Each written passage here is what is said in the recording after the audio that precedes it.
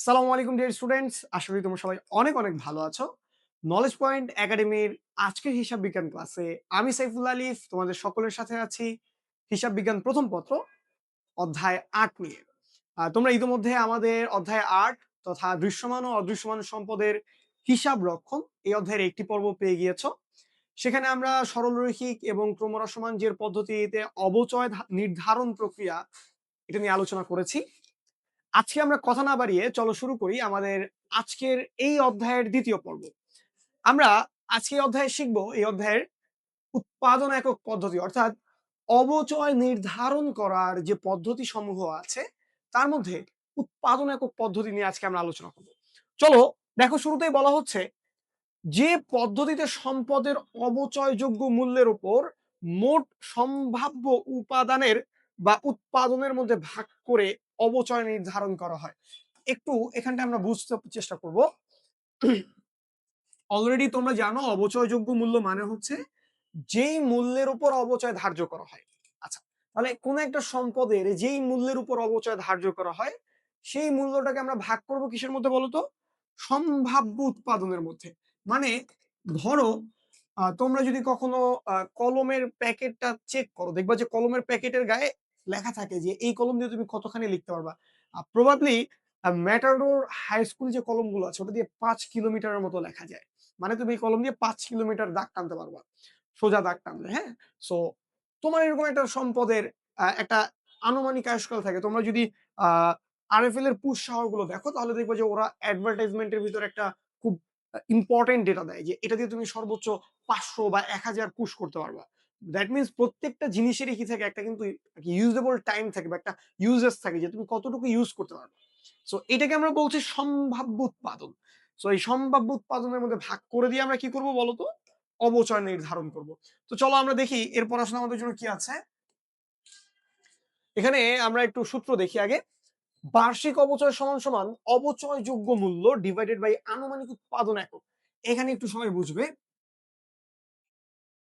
অবচয়যোগ্য মূল্য মানে কি। অবচয়যোগ্য মূল্য মানে আমরা কিন্তু অলরেডি শিখে গিয়েছি, এটা হচ্ছে স্যার অর্জন মূল্য মাইনাস ভগ্নাবশেষ, মাইনাস ভগ্নাবশেষ মূল্য। আর আনুমানিক উৎপাদন একক হচ্ছে সম্ভাব্য উৎপাদন একক।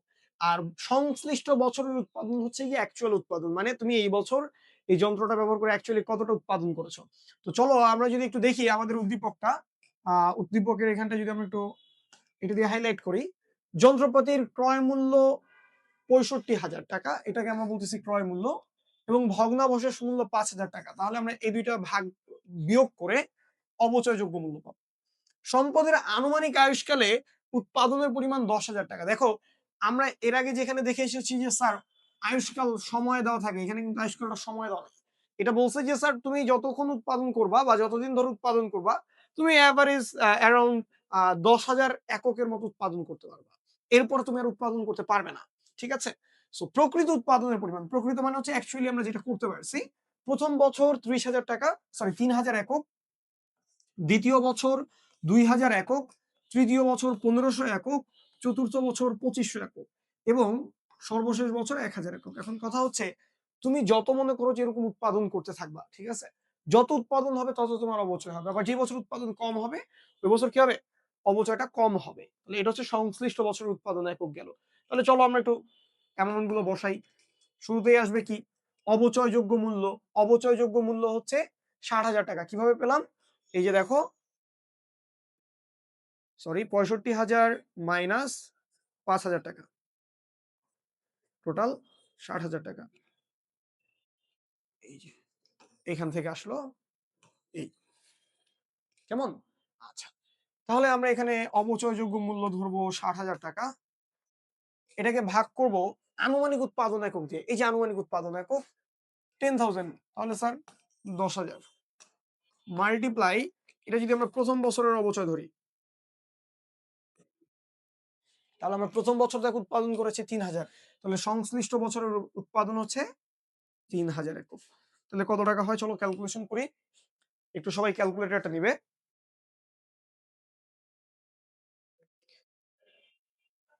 এখানটায় হচ্ছে 60,000 ডিভাইডেড বাই 10,000 মাল্টিপ্লাই ৩,০০০, ১৮,০০০ টাকা। তাহলে প্রথম বছর আমাদের অবচয়ের পরিমাণ কত দাঁড়িয়েছে বলতো? ১৮,০০০ টাকা। আমরা যদি একটু দ্বিতীয় বছরেরটা একটু ক্যালকুলেশন করে নিই, দেখো দ্বিতীয় বছর কি হবে? দ্বিতীয় বছর সেম। তাহলে এখানে হচ্ছে ৬০,০০০ টাকা আমাদের কি বলে অবচয়যোগ্য মূল্য।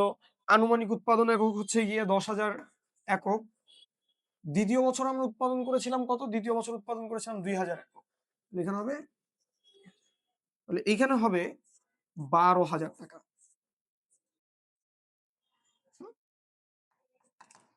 সো এটাকে আমরা বলতেছি উৎপাদন একক পদ্ধতি। মানে তুমি যে পরিমাণ উৎপাদন করবা তোমার কি হবে? অবচয় সেম ওই পরিমাণেরই হবে। কত টাকা অবচয় হবে সেটা আমাদের আসলে ম্যাটার করে না। ম্যাটার করে হচ্ছে গিয়ে কত বছর ধরে অবচয় হবে এটা ম্যাটার করে না। ম্যাটার করে হচ্ছে তুমি কতটা উৎপাদন করছো। এই পদ্ধতিতে মনে রাখতে হবে যে বিশ্বাস করা হয় তুমি যখন কোনো একটা সম্পদ ব্যবহার করো তখনই এটা অবচয় হয়। এটা উইথ দ্য টাইম না। সময় অতিবাহিত হলেই তুমি ব্যবহার না করলে এটা কিন্তু কি হবে না? অবচয় হবে না। কেমন? আচ্ছা। তো চলো দেখি আমরা এরপর আমাদের জন্য কি আছে। আমরা এরপরে নতুন একটা পদ্ধতি নিয়ে আলোচনা করব। সেটা হচ্ছে বর্ষ সংখ্যার সমষ্টি পদ্ধতি। এটা আমাদের অবচয় নির্ধারণের জন্য এই অধ্যায়ের সর্বশেষ পদ্ধতি। আমরা একটু যদি দেখি যে পদ্ধতিতে স্থায়ী সম্পদের আনুমানিক জীবনকালের বছর সংখ্যার উপর ভিত্তি করে। আচ্ছা, এখানে তোমার সরলরৈখিক পদ্ধতি আর এটার মধ্যে একটা পার্থক্য আছে। সরলরৈখিক পদ্ধতিতে আমরা প্রতি বছরের ভাগ করে দেই, আর এখানে আমরা বছরগুলোর আয়ুষ্কালের সমষ্টির উপর ভাগ করে দিই। এটার একটু সূত্রটা দেখলে আমরা আরেকটু ক্লিয়ার হব। দেখো সূত্রটার এখানে বলা হচ্ছে বার্ষিক অবচয় সমান সমান অবচয়যোগ্য মূল্য। আমরা অবচয়যোগ্য মূল্য অলরেডি জানি কিভাবে করতে হয়। মাল্টিপ্লাই বার্ষিক অবশিষ্ট বছর ডিভাইডেড বাই বর্ষ সংখ্যার সমষ্টি। আচ্ছা, বর্ষ সংখ্যার সমষ্টি কিভাবে পাবো? n into n minus one, sorry n plus one divided by two. n হচ্ছে ন্যাচারাল নাম্বার। তোমরা যারা ম্যাথমেটিক্স মনে আছে তোমাদের, তোমরা করে আসছো, কোন একটা ন্যাচারাল নাম্বারের সমষ্টি নির্ণয় করার জন্য কিন্তু আমরা এই সূত্রটা ব্যবহার করতাম। ঠিক আছে? সো n হচ্ছে কি এখানে মূলত আয়ুষ্কালকে আমরা চিন্তা করতেছি। ধরো কোন একটা সম্পত্তির আয়ুষ্কাল যদি ৬ বছর হয়, তাহলে ৬ ইন্টু ৬ যোগ ১ ডিভাইডেড বাই ২। তাহলে এখানে কত হবে? ৬ multiply ৭ divided by ২ equal to ৬ ৭ ৪২ divided by 2 হচ্ছে ২১। তাহলে এখানে বর্ষ সংখ্যার সমষ্টি কত হবে? ২১। অবশিষ্ট বছর কি? তুমি সম্পদটা কতটুকু ব্যবহার করছো আর কতটুকু বাকি আছে। টি হচ্ছে যতটুকু সময় ব্যবহার করা হয়েছে, আর এন তো আমরা আগেই পেলাম যে এটা হচ্ছে আয়ুষ্কাল। তাহলে অবশিষ্ট বছর হচ্ছে তুমি যতটা আয়ুষ্কাল আছে তার থেকে যতটা অবশিষ্ট আছে সেটা যদি বাদ দাও তাহলে আমরা পেয়ে যাব কি? ব্যবহৃত কি বলে, সরি, টি হচ্ছে যতটুকু ব্যবহার করা হয়েছে। টোটাল আর কি আমার আয়ুষ্কাল থেকে যদি সময়টা মানে যত সম্পদ ব্যবহৃত হয়েছে এটা বাদ দেই তাহলে আমরা পেয়ে যাব অবশিষ্ট বছর। তো চলো আমরা একটা ম্যাথ দেখি। সূত্র আই থিঙ্ক তোমরা বুঝতে পারছো। এখানে দেখো বলছে যন্ত্রপাতির ক্রয় মূল্য ৮০,০০০ টাকা, যার ভগ্নাবশেষ মূল্য ৫,০০০ টাকা, আনুমানিক আয়ুষ্কাল ৫ বছর, বর্ষ সংখ্যার সমষ্টি পদ্ধতিতে অবচয় নির্ধারণ করো। আচ্ছা, প্রথমে আমরা যেটা করব অবচয়যোগ্য মূল্য নিয়ে আসবো।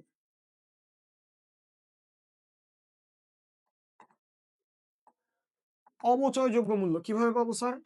৮০,০০০ মাইনাস ৫০,০০০, ৫,০০০ সরি, তাহলে কত হবে? ৭৫,০০০ টাকা। আচ্ছা, এবার আসো প্রথম বছর আমাদের অবচয় কত হবে। দেখো প্রথম বছর আগে আমরা একটু যদি সূত্রটা লিখি। আমাদের সূত্রটা ছিল অবচয়যোগ্য মূল্য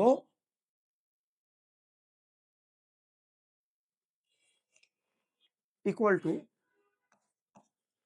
সরি, অবচয় ইকুয়াল টু, অবচয়যোগ্য মূল্য না,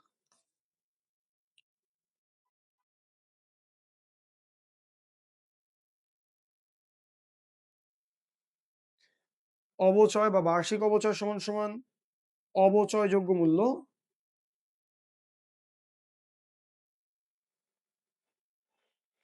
মাল্টিপ্লাই অবশিষ্ট বছর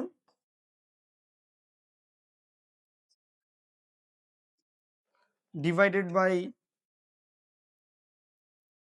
বর্ষ সংখ্যার সমষ্টি। আচ্ছা, তো আমরা যদি এদিকে একটু অবশিষ্ট বছর আর বর্ষ সংখ্যার সমষ্টি, আগে বর্ষ সংখ্যার সমষ্টিটা একটু নির্ণয় করি।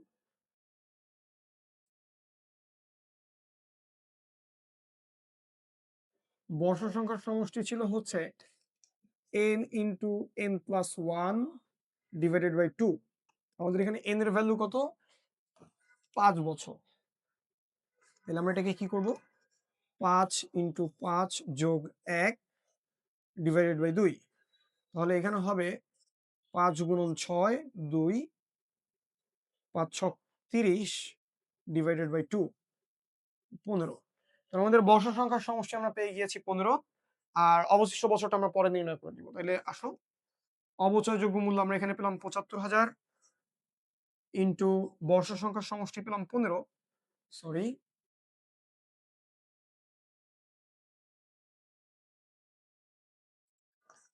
15, এবং অবশিষ্ট বছর, অবশিষ্ট বছর হচ্ছে ছিল আমাদের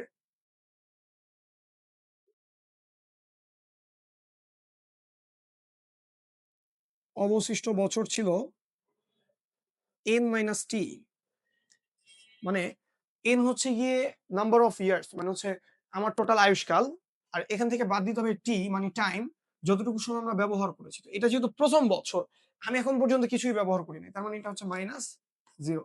তাহলে স্যার আমার এখানে পুরো বছরটাই বাকি আছে, এখন পুরো সময়টাই কি আছে?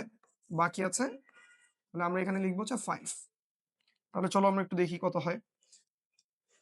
75,000 ডিভাইডেড বাই 15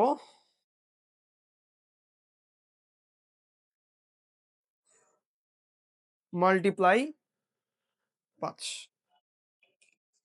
2000, সরি 25,000 টাকা, তাই তো? 75,000 ডিভাইডেড বাই 15 মাল্টিপ্লাই 5, হ্যাঁ 25,000 টাকা। তাহলে আমাদের প্রথম বছরের অবচয় কত হবে বর্ষ সংখ্যার সমষ্টি পদ্ধতিতে? 25,000 টাকা।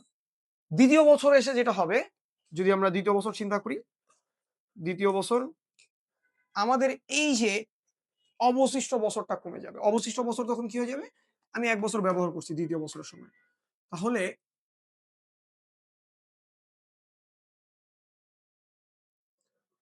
এটার ভ্যালু হয়ে যাবে 1, তখন এটা হয়ে যাবে 4। ঠিক আছে, তখন আমি কি করব? দ্বিতীয় বছরের ক্ষেত্রে হচ্ছে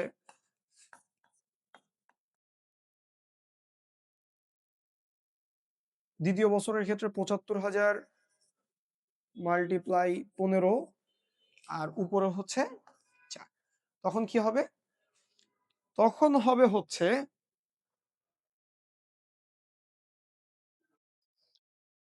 75,000 ডিভাইডেড বাই 15 মাল্টিপ্লাই 4, 20,000, 20,000 টাকা হবে তখন। তো এই হচ্ছে আমাদের বর্ষ সংখ্যার সমষ্টি পদ্ধতি। এইভাবে আমরা পরবর্তী বছরগুলো করে যাব। তো এই ছিল আমাদের আজকের পর্বে। আমরা যদি একটু দেখি, হ্যাঁ আমাদের আজকের দ্বিতীয় পর্বটি শেষ। এখানে আজকে আমরা শিখলাম উৎপাদন একক পদ্ধতিতে আমরা কিভাবে অবচয় নির্ধারণ করব, কিংবা বর্ষ সংখ্যার সমষ্টি পদ্ধতিতে কিভাবে অবচয় নির্ধারণ করতে হয়। আমাদের এই পর্বের পরবর্তী ভিডিওগুলোতে আমরা শিখবো অবচয় চ্যাপ্টারে জাবেদা, এবং আমরা কিছু পূর্ণাঙ্গ সৃজনশীল কমপ্লিট করব। তোমরা যদি আমাদের সেই ভিডিওগুলো আপলোড হওয়ার সাথে সাথেই দেখতে চাও, তাহলে অবশ্যই আমাদের চ্যানেলটি সাবস্ক্রাইব করে বেল আইকনে ক্লিক করে রাখতে হবে।